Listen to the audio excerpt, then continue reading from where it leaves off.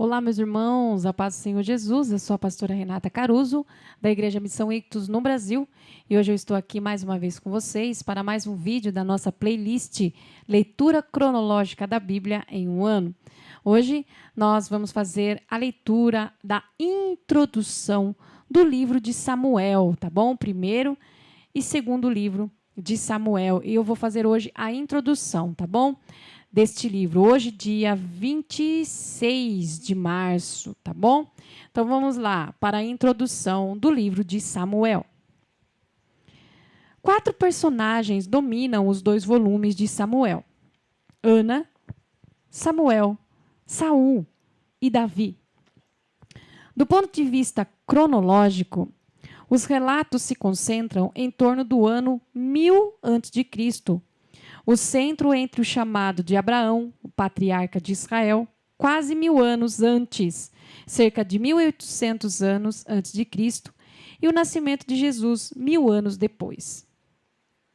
No momento em que percebemos que nossa experiência egocêntrica é demasiadamente limitada para podermos entender e experimentar o que significa crer em Deus e seguir seus caminhos, esses 4 personagens começam a nos influenciar. É preciso lembrar que essas histórias não são exemplares no sentido de que as ficamos observando e admirando como se fossem estátuas em exposição, sabendo que nunca conseguiremos viver de maneira tão gloriosa ou trágica. Pelo contrário, essas histórias são verdadeiras imersões na própria essência da vida. Esse é o sentido da vida humana.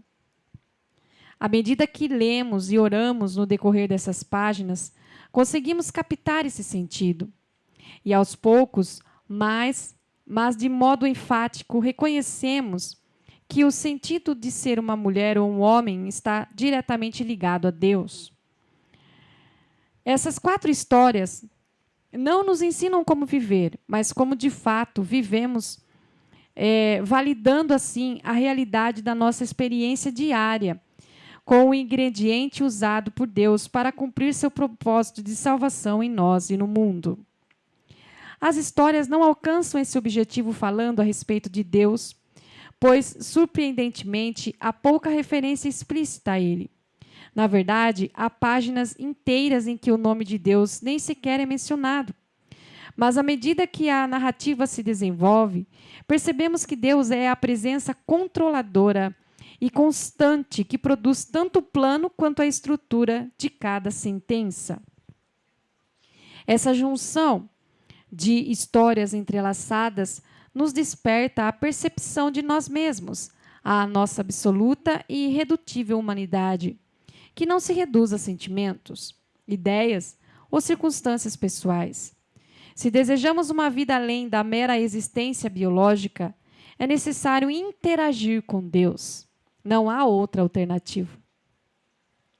Uma das muitas agradáveis consequências de entender nossa vida por meio da vida de Ana, Samuel, Saul e Davi é adquirir sentido de afirmação e liberdade.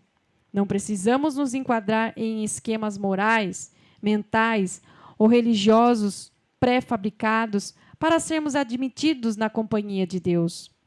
Somos aceitos como somos e recebemos um lugar nessa história, que afinal é a história dele. Nenhum de nós é a personagem principal da história. A abordagem bíblica não consiste em nos apresentar um código moral e nos dizer, viva desta maneira. Ela também não apresenta um sistema de doutrina, dizendo, pense dessa maneira para que você viva bem. A abordagem bíblica consiste em contar uma história e nos convidar, viva a trama.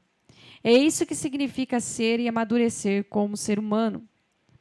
Violentamos a revelação bíblica quando a usamos pelo que ela pode nos oferecer, ou pelo que achamos que ela possa incrementar, apimentando nossa vida monótona. A consequência é que transformamos a revelação bíblica numa espécie de boutique de espiritualidade. Deus como decoração e realce. A narrativa de Samuel não permitirá que isso aconteça. Na leitura, à medida que sujeitamos nossa vida ao que lemos, descobrimos que não somos orientados a ver Deus em nossa história, mas ver nossa história no plano de Deus. Deus é o contexto e o plano maior em que nossa história encontra sentido. Essa leitura precisa necessariamente ser feita em oração, uma leitura pronta a ouvir a Deus e corresponder a Ele. Afinal, a história está estruturada em torno da oração, a oração de Ana, no livro de 1 Samuel, no capítulo 2, e a oração de Davi, perto do final do segundo livro de Samuel, do 22 a 23. Samuel é um livro dividido em 2 manuscritos, porque havia limitações físicas no comprimento dos pergaminhos. Então, o autor anônimo pode ter sido ligado às comunidades de profetas que se mantinham atentos ao que Deus fazia em cada geração. O autor não procurava encobrir os defeitos de ninguém, nem dos mais ilustres fundadores da nação. O cidadão comum de Israel era mais estável política e financeiramente no tempo de Ana, Samuel e Saul. Mas o relativo conforto levava as pessoas a serem egoístas e despreocupadas, esquecendo que eram parte da grande história de Deus. Tinham a tendência de criar pedestais para seus heróis. Com isso, o povo comum tentava se livrar da responsabilidade de participar da história de Deus. Por volta de 1075 a 975 a.C., durante o período de Juízes e 1 Samuel, uma revolução tecnológica atingiu o mundo mediterrâneo. O ferro substituiu o bronze como o novo metal utilizado para armas e equipamentos de agricultura. Os filisteus trouxeram a nova tecnologia para Canaã quando a invadiram, e seu duradouro monopólio do ferro frustrou os líderes israelitas. As carruagens de ferro e outros armamentos dos filisteus deram a eles grande vantagem sobre os soldados israelitas.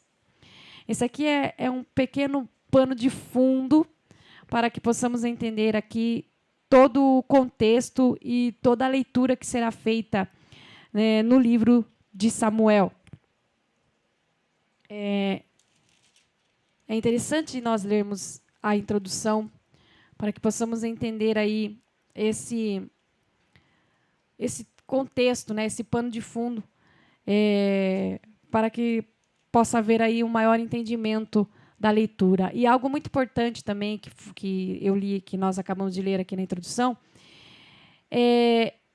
essa leitura cronológica.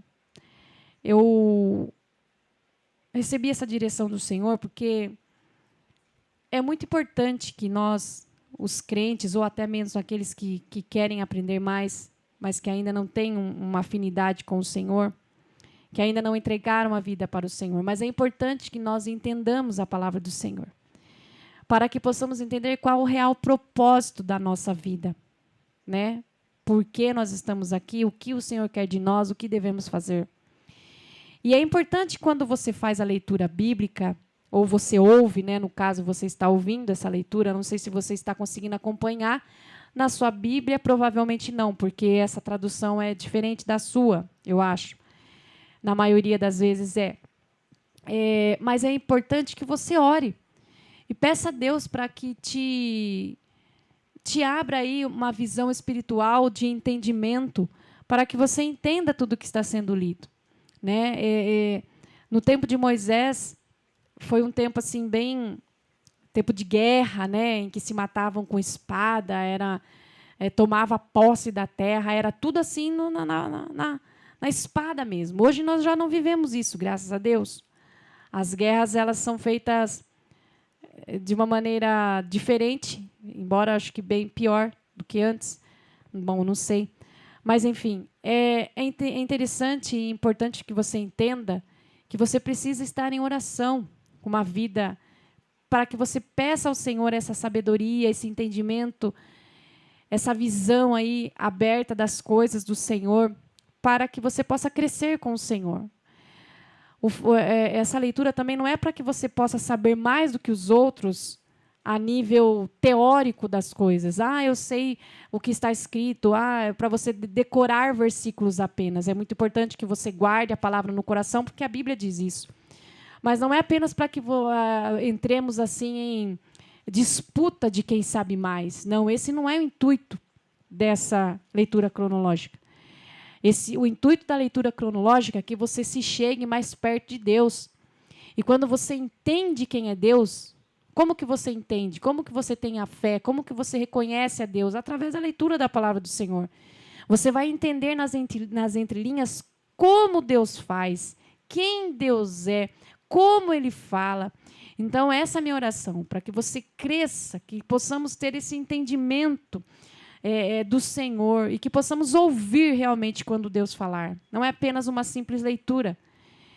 É uma vivência que podemos ter com o Senhor a cada contato que pegamos da palavra do Senhor. E isso nós vamos trazer para a nossa vida, né? Na leitura e também para a nossa vida, para aqueles que estão perto de nós,